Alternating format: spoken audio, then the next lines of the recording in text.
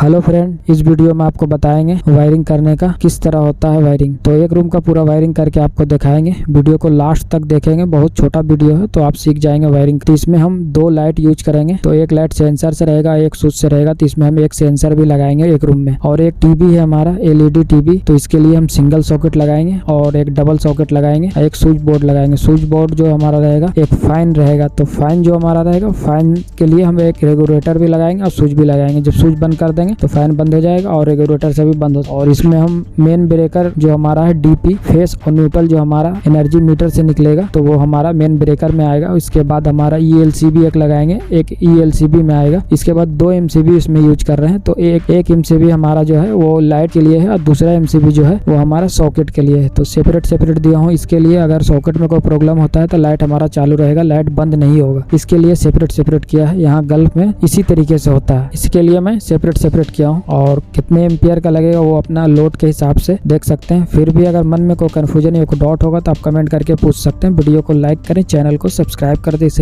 तरीके का electrical video देखने के लिए। बस वीडियो पे कंटिन्यू रहें, बहुत छोटा वीडियो है।